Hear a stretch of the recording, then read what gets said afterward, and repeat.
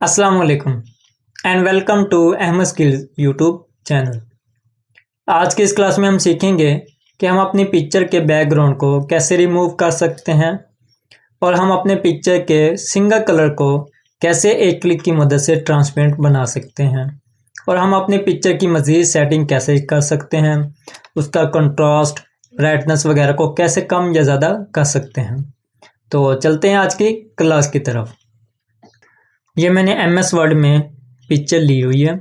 हमने पिछली क्लास में देखा था जब भी हम कोई भी पिक्चर ऐड करते हैं तो हमारे पास मज़ीद फॉर्मेट टैब ओपन हो जाता है पिक्चर का।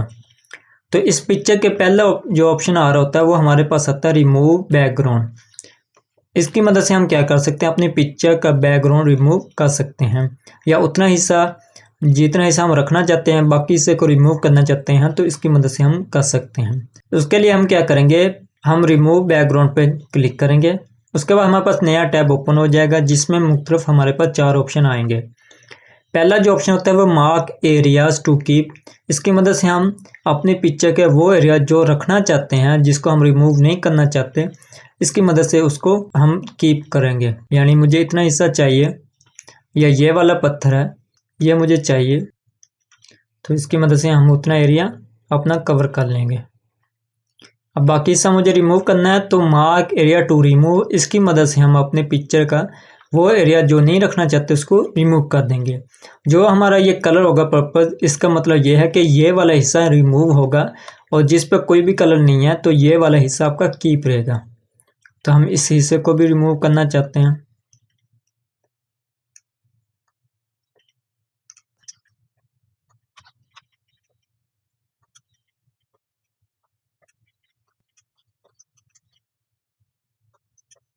इसके बाद हमारे पास अगला ऑप्शन था डिस्कार्ड ऑल चेंजेस। तो जैसे आप इस पर क्लिक करोगे तो जितनी हमने चेंजेस किए यानी जो हम रिमूव करना चाहते हैं वो सब कुछ कैंसिल हो जाएगा। अगर आप कीप करना चाहते हैं यानी आप चाहते हैं कि ठीक है यही पत्थर मैं रखना चाहता हूँ, मेरी सेटिंग कंप्लीट हो चुकी है, तो आप कीप चेंजिंग पे क्लिक कर दें। अब आप देख सकते हैं हमारे पास सिर्फ वही पत्थर शो हो रहा है जिसको हमने कीप किया था, बाकी जितना हिस्सा हमने रिमूव किया था वो अब रिमूव हो चुका है। इसके बाद हमारे पास अगला ऑप्शन आता है करेक्शन का। इसकी मदद से हम अपनी जो पिक्चर है इसकी ब्राइटनेस कम या ज़्यादा कर सकते हैं, कंट्रास्ट को कंट्रोल कर सकते हैं। तो जैसे आप क्लिक करोगे तो यहाँ पर हमारे पास पहला ऑप्शन आता है शार्पन एंड सॉफ्टनेस।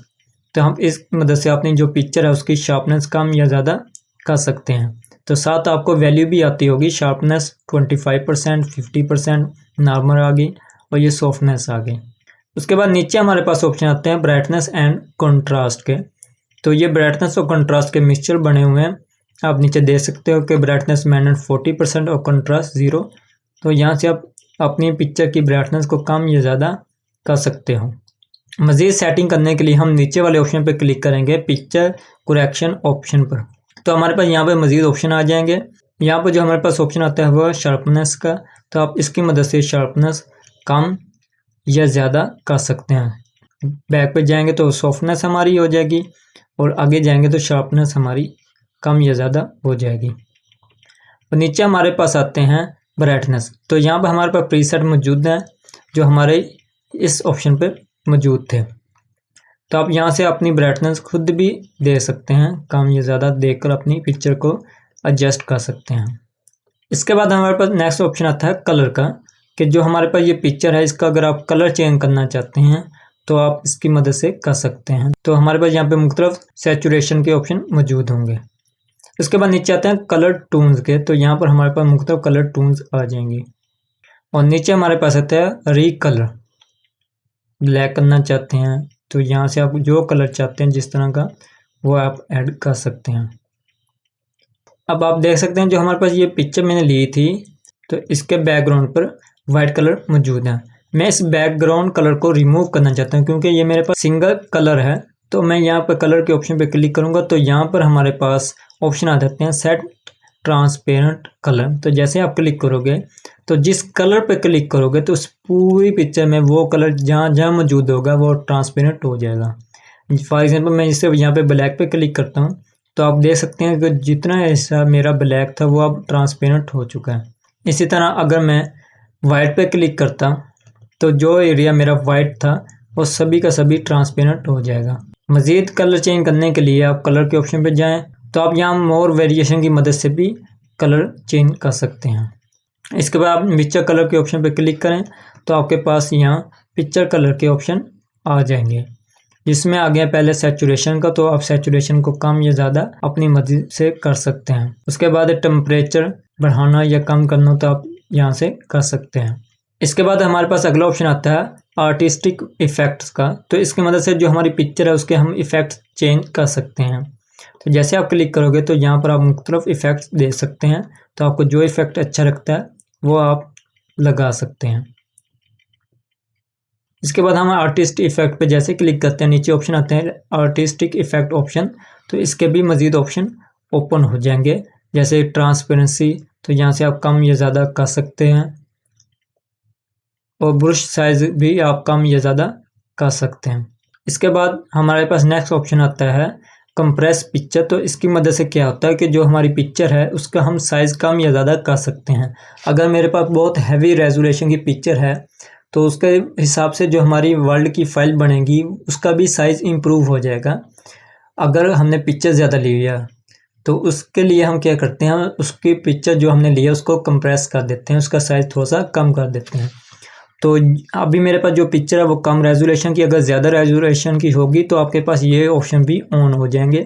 तो जिस ऑप्शन पे आप तब्दील करना चाहते हैं तो उस पर आप क्लिक करोगे तो वो आपकी पिक्चर डायरेक्ट उसमें तब्दील हो जाएगी साइज़ में। अगर आप यहाँ पे अप्लाई ओनली करते हैं तो ये सिर्फ इसी पिक्चर पे अप्लाई होगा, अगर अनचेक कर देते हैं तो जितनी भी पिक्चर होंगी सभी पे अप्लाई हो जाएगा।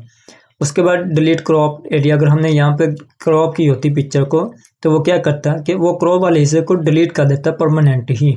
इसके बाद यहाँ पर हमारे पास ऑप्शन आता है चेंज पिक्चर का, तो आप डायरेक्ट अपनी पिक्चर को चेंज भी कर सकते हैं, किसी दूसरे के साथ तब्दील कर सकते हैं। एक तरीका यह है कि आप यहाँ पे क्लिक करके फ्रॉम अ फाइल कर दें या फ्रॉम ऑनलाइन सोर्स, तो ऑनलाइन के ज़रिए भी हम अपनी पिक्चर को ऐड कर सकते हैं। या यहाँ पर राइट क्लिक करें और चेंज पिक्चर पे भी क्लिक करके हम अपनी पिक्चर को चेंज कर सकते हैं। इसके बाद जो मेरे पास ये पिक्चर है इसको अगर मैं सेव करना चाहता हूँ, क्योंकि पहले जो मेरी पिक्चर थी वो कुछ और डिज़ाइन की थी, अब कुछ और डिज़ाइन बन चुका है, तो मैं इस पिक्चर को इसी डिज़ाइन में सेव करना चाहता हूँ। तो मैं राइट क्लिक करूँगा तो यहाँ पे हमारे पास ऑप्शन आता है सेव एज़ पिक्चर। तो जैसे आप यहाँ पे क्लिक करोगे आप अपनी लोकेशन बताओगे और उस जगह अपना फाइल का नेम लिखकर सेव कर दोगे तो आपकी वो पिक्चर सेव हो जाएगी। अब अगर मैं यहाँ पर इंसर्ट पिक्चर करता हूँ, यही वाली ही जो मैंने बनाई हुई है, तो हम यहाँ से उस पिक्चर को ऐड कर सकते हैं। तो आप देख सकते हैं जो हमने पिक्चर बनाई थी ये हूबहू वही पिक्चर है। अब हमने जो पिक्चर की ये चेंजिंग की थी इसको रीसेट करना चाहते हैं, दोबारा अपने ओरिजिनल साइज़ में लेकर आना चाहते हैं, जैसे ये पिक्चर शुरू में थी।